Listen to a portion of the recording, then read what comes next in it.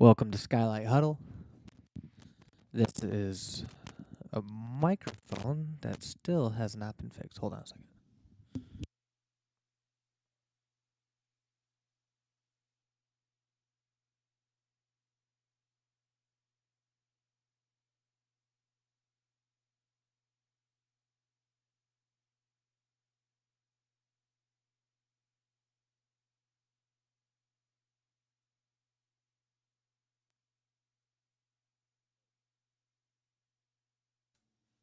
How's this one sound? Oh, much better. John, if you're watching, I have a microphone for you to fix. If you would be so kind, that is. Well, welcome to Skylight Huddle, an exploratory podcast to document my personal musical journey. I'm under the weather today. I'm not feeling the best. Came home from work today and was just feeling extremely tired. I have an earache or something.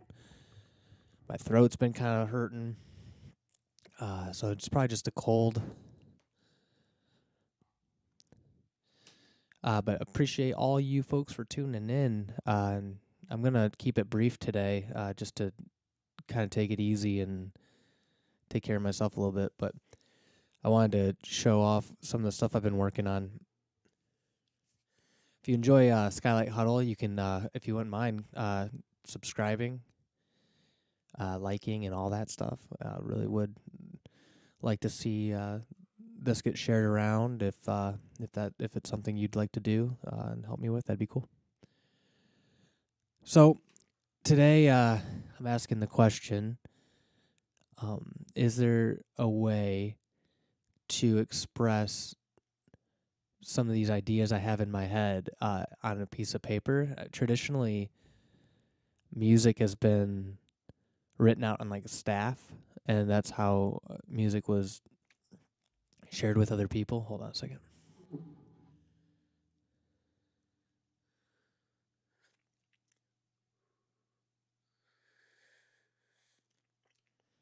It's very hot. Green tea today.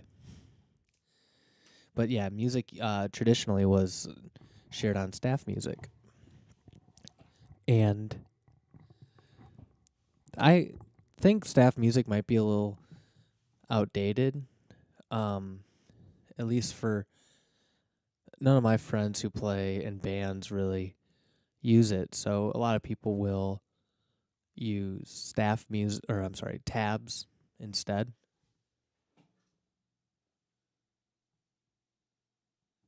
Or they'll use like a like they'll put lyrics down on the sheet of paper, and then above the lyrics you'll have a corresponding chord.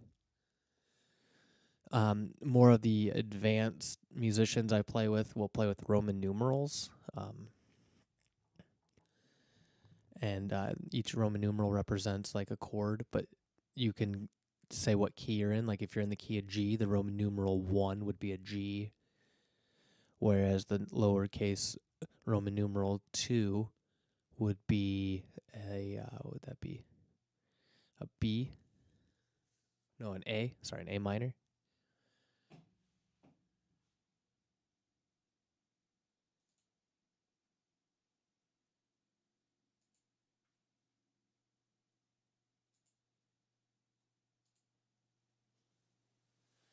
And if you can see on the camera there, there's these 4 rows of pads, and each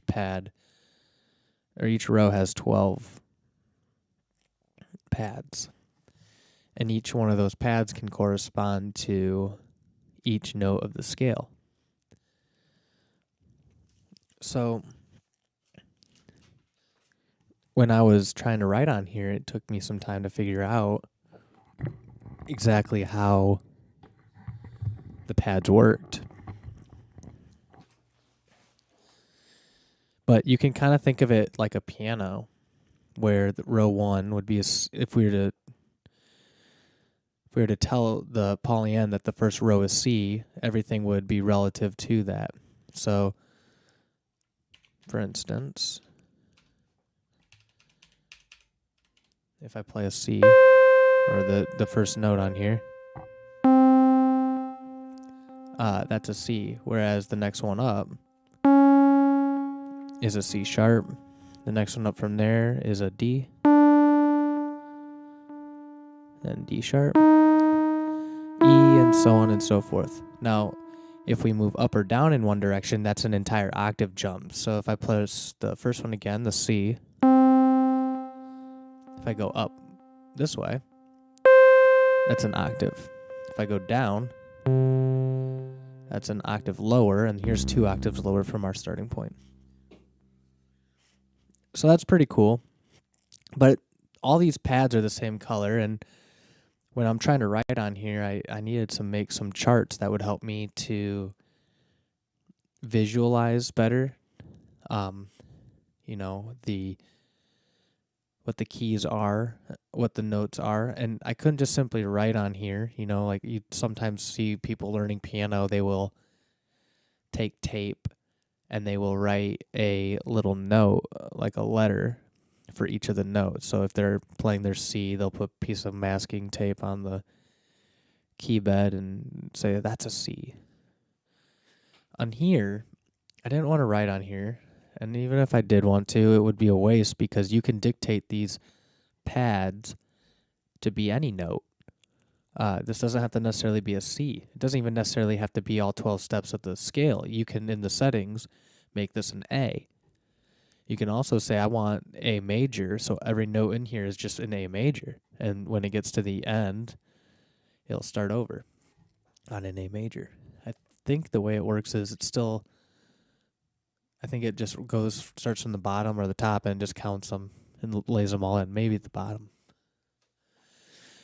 But I wanted something that would be easy to reference. So I developed this chart.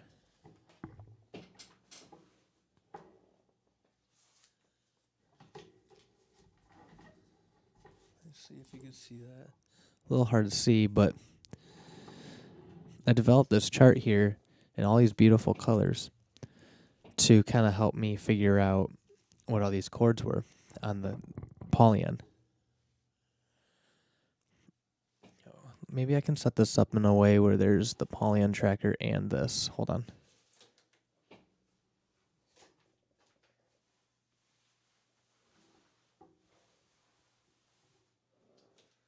I don't think I'll be able to.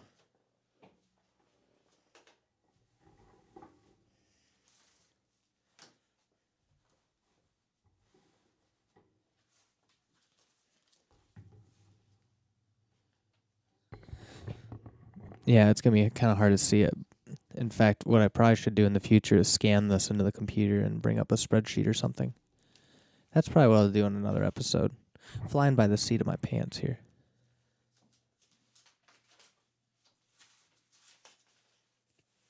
But anyway, I'll just describe to you what I did on here, and then in a future session, I'll kind of expand on it a little more. The chord. So what I did was I started with a chord. So on the chart, my first chord I put on there is a C. So in order to play a C on the Paulian tracker, the chord at least, you'd play the first pad. You'd count 1, 2, 3, and then on the 4th pad you play another one. That becomes your major triad, and then you do 1, 2, 3, and then it becomes your perfect fifth from your root. And there's your C major chord. So as I was writing on the Paulian, I started to wonder, because a little bit of understanding of music theory, I realized that the C major chord doesn't just fit in the C major scale. It can fit in 2 other scales very easily. The C Lydian scale and the C Mixolydian scale. So the C Lydian scale is, I believe that's the same as the G major scale. I think. Hold on, let me think about this for a second.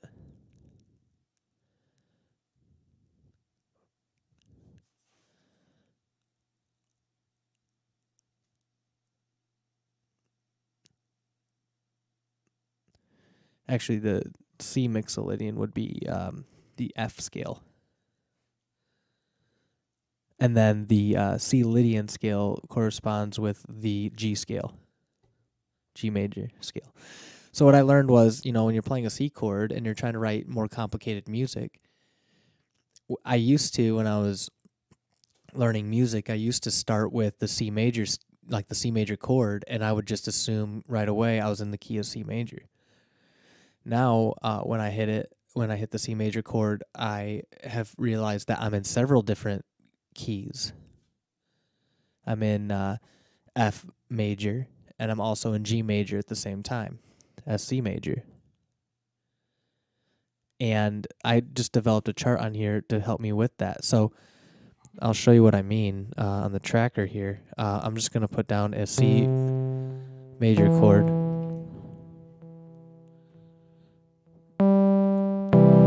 So that's going to rotate around.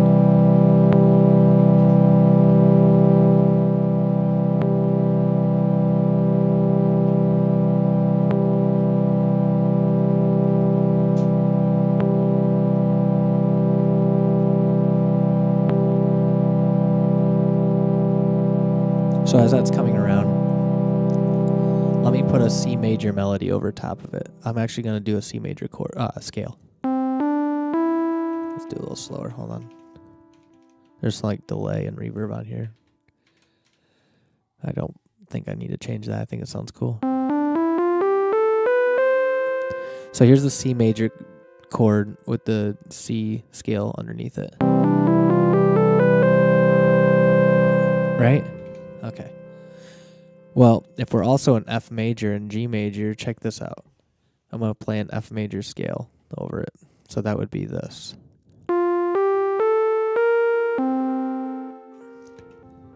Hold on a second.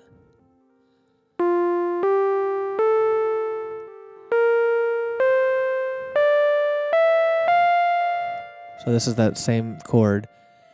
Now, the C major chord in C major is on the first degree of the scale, whereas in F, it's on the fifth degree, which is ends up being the dominant chord. So there's F there. Okay, so then the next question is, what would it sound like in G? If we do a G major scale over it. So here's G.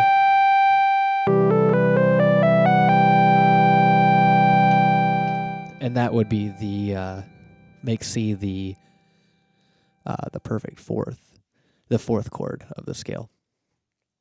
So, with that in mind, I've just realized, like, over the past month, like, you have access to so many more notes. It might be as part of the way to discover, like, how, in theory, like, the blues scale fits into a chord progression. Or, like, why you can borrow certain notes and why you can, borrow chords that are from different keys when you're in one key, and then you get these like spicy chords from other keys, and this starts to unlock that for me. So on my chart here, I wrote down the chord, and then to the right of it, I wrote down every scale that could work with that chord, and I found that has helped me create some really cool melodies. Maybe I'll make one here in a minute. We'll see. My head's pretty cloudy today, so I'm probably not communicating extremely effectively, but I still wanted to stream because I'm trying to do this weekly and stick to it.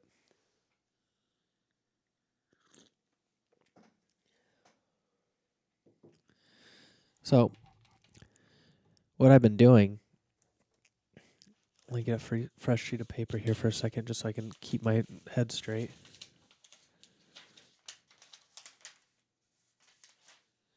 I'm going to write down a chord progression, and I want to explore all the melodies that each chord could have. So let me think of a little chord progression real quick.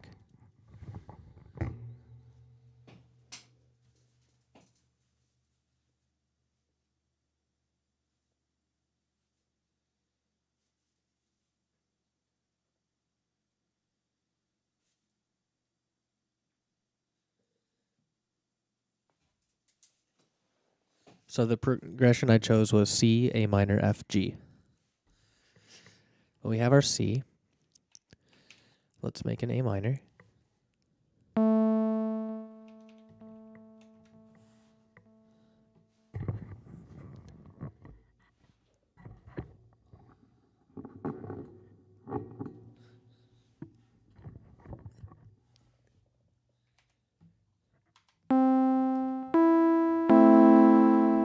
Okay, there's our A minor. Let's do an F.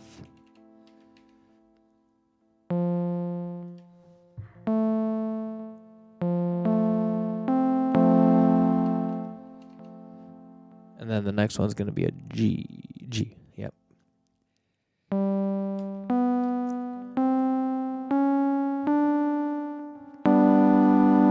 Excuse me 1 second.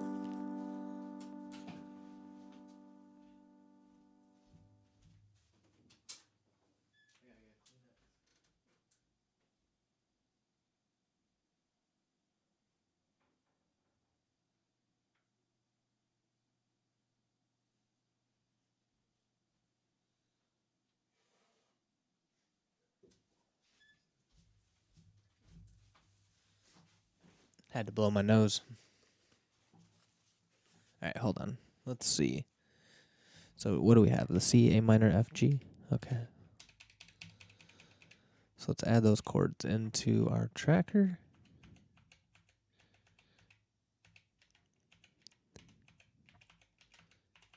So there's our C, A minor, F, G. All right, so let's write a melody. Okay, so our first chord is a C. So I look at my chart, and I've referenced it, and this is how I've been kind of writing more creative melodies. I say, okay, well, if I play a C chord, I could be in F major or G major. The chord progression itself tells me I'm in C major. But I want to kind of spice up the chords a little bit by adding notes that don't belong to the key. So I'm going to use a C Lydian scale. That's going to be my first scale. The cool thing about the C Lydian scale is that it still has an A minor in it. So, and so does the Mixolydian, by the way. Mixolydian has it looks like it has a diminished chord, maybe. Hold on, let me look. Nope, it also has a minor. Yep. And see, that kind of helps me understand a little better too that C major and A minor, they're relative. C major is A minor's relative major, and vice versa. A minor is the relative minor to C major. So going from C to A minor, I could very easily play in any key that has. I could play in C, I could play in G or F for those first two chord movements. I don't have to necessarily stay in C. So let's see, what kind of melody could I come up with? I'm going to rest on the first beat and pick up on the and of the second beat. And then from there, we'll see what we come up with.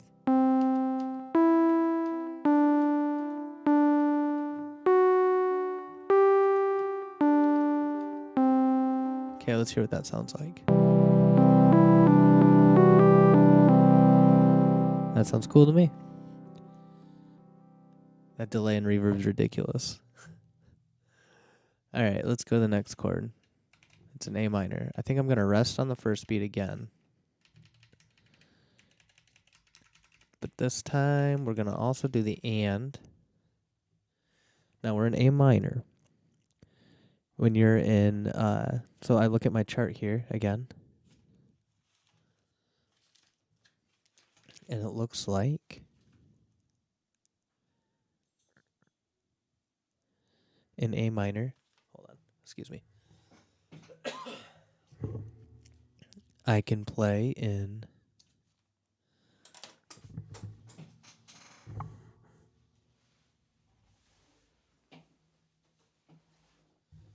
Dorian, Phrygian, or Aeolian, which is also another name for minor.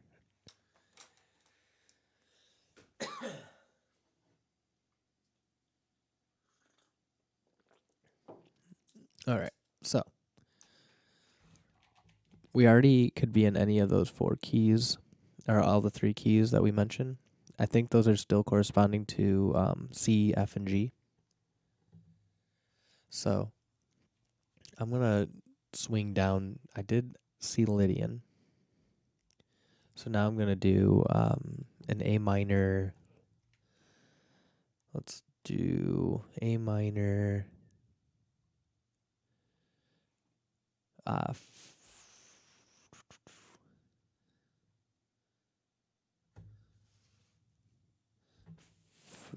don't know. Should we do Phrygian or Dorian? Or should we just stick back to the original Ionian or Aeolian? So I think I'm going to go back to C major on this one. So that F sharp that I played in the first chord puts us in the key of G. And now I'm going to be back in the key of C with playing just standard A minor.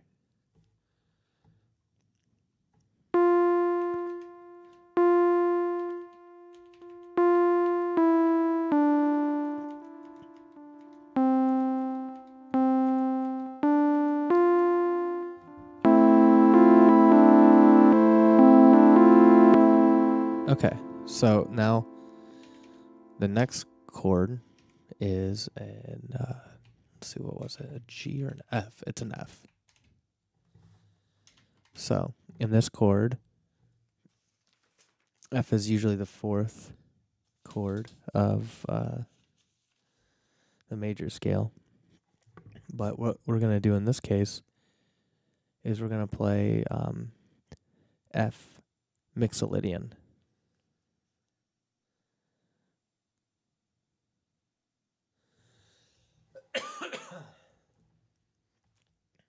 So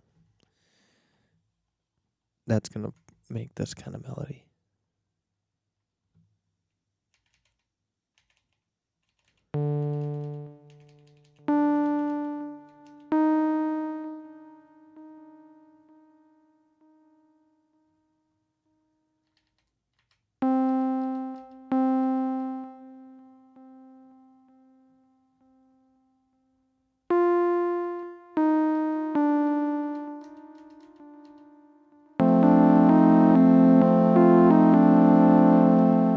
Okay, and the last one we have is a G. And that one we're going to play in standard. We'll play this one in as a G Ionian, which means we're going to be in G major again. So let's see. Let's find our G, which is right here. 1, 2, 3, 4. 1, 2, right here. Okay, so this one we will play on the 1.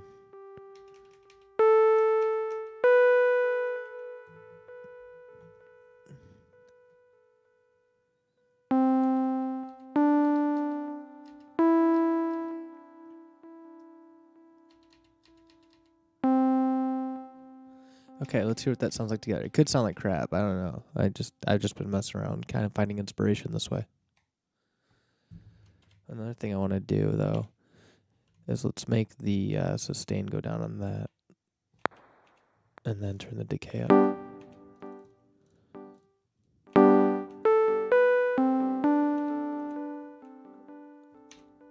And let's that delay and reverb. Let's just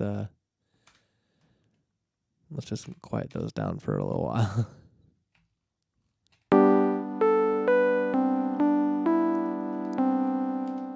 All right, here we go. This is the whole melody.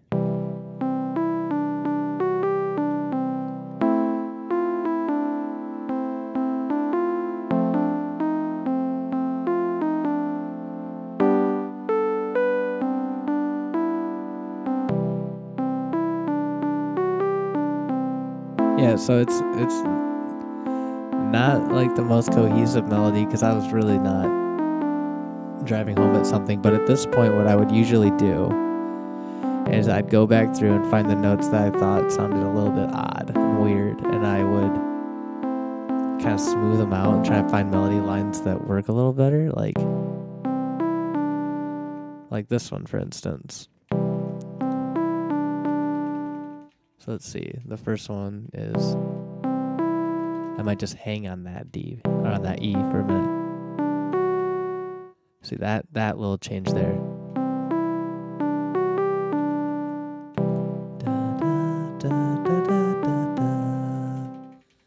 I think that sounds cool. Let's hear about this one. I think it should hang on that C and not go here.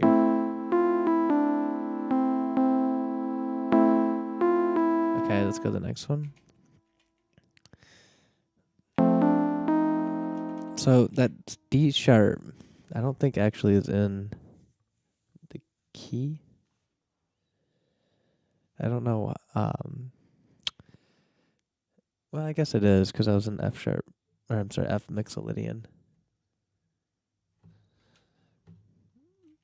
But let's try to get there a little more cleverly. So this is one of those examples of having to smooth it out. I think I'm going to save that D sharp to here. Let's see what that sounds like. And then make that D natural.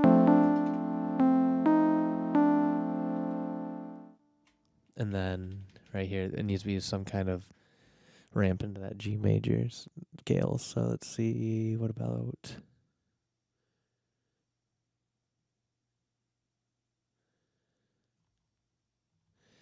Yeah, so when I want to find out how to get to the next chord, I also will choose notes that belong to both of the chords to kind of experiment with that. In this case, I could go to an E, play an E, the E, see what that sounds like. Yeah, that works. And then let's drop below it to the B.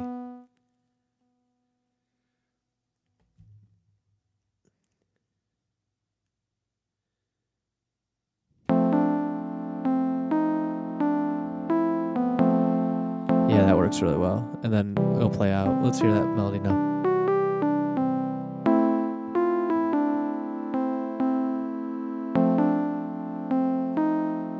Yeah, I like that. It's like a blue note. Okay, and then I know for some of you musician lovers, you need to have that beat. So let's see. I'll just put 4 on the floor.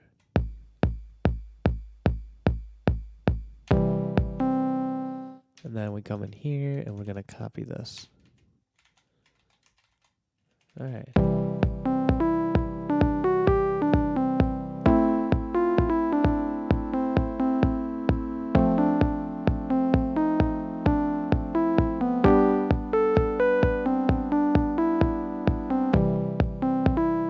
See that second jump with the 4 on the floor? It almost feels weird because it's not on like any kind of. It's on the E of the B, the 1E and the 2E end of it, so it's on the E. But in order to fix that, because I still like the place it's at, I'm just gonna move it over in between these two lanes by using a micro move that the polyend has.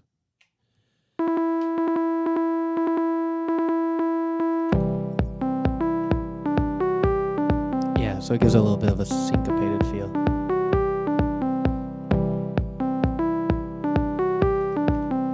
What would it sound like if we moved it here, though? And then bring this up to 66, so it splits again evenly. And then let's put down like a hi-hat track here.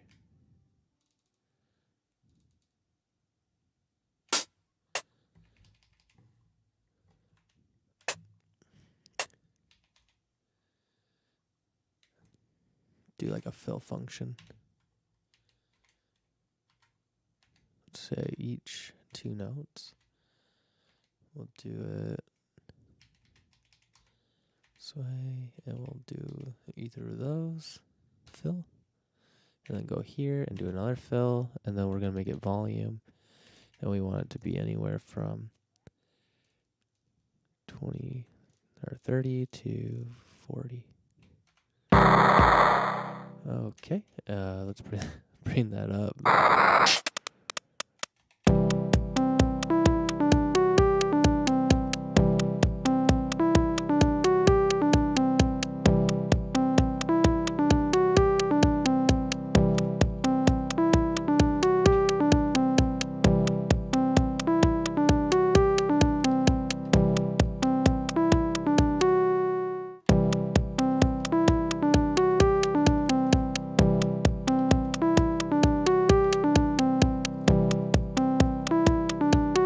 That's a weird feeling when it's like that. When it's off just a little bit like that. If I put one here.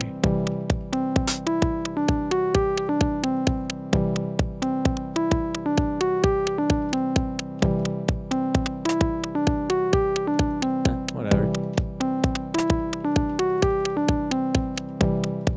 I'm not trying to make anything cool today, just kind of showing you a little glimpse into how my brain processes a lot of these chords.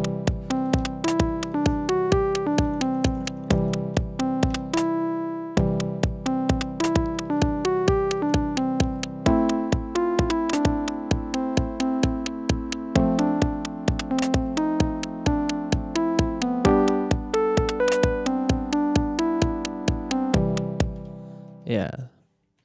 I could get really into like this idea and make it really cool and stuff, but I'm not really feeling it right now.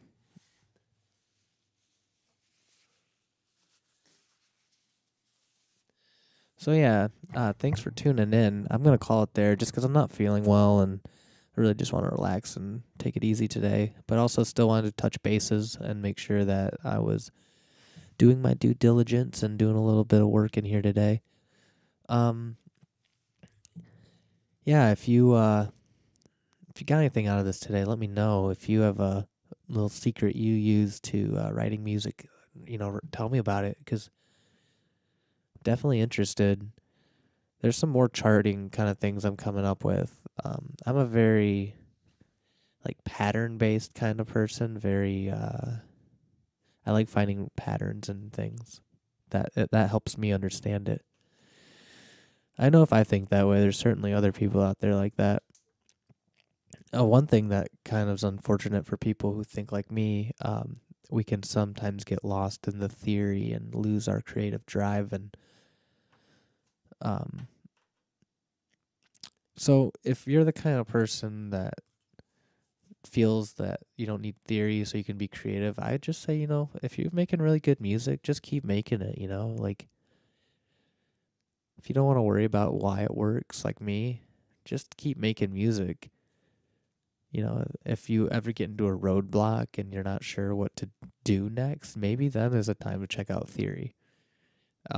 I find myself most of the time in a roadblock. So it's one of those things. But anyway, thanks, folks, for tuning in. Don't forget we have Vibe Unit on Sundays. That typically starts around 2. If you're interested in doing anything like that, you can reach out to John at media@vibeunit.com. Still pushing that for him because that's been really successful for us. We've really enjoyed that every Sunday. Last Sunday we had a session where it was just me and him, and I actually ended up singing, which is really hard for me. I don't usually like to do that. So I was hitting the notes pretty well. So I don't know, I kept wanting to sing. Very rarely am I on. So I was really excited about it. But yeah, so it's been really good. And this has been fun too. I really enjoy it. When I'm not feeling well, it feels more like a chore. But I don't want to miss a week. So thank you, everyone, for tuning in. We'll see you next week.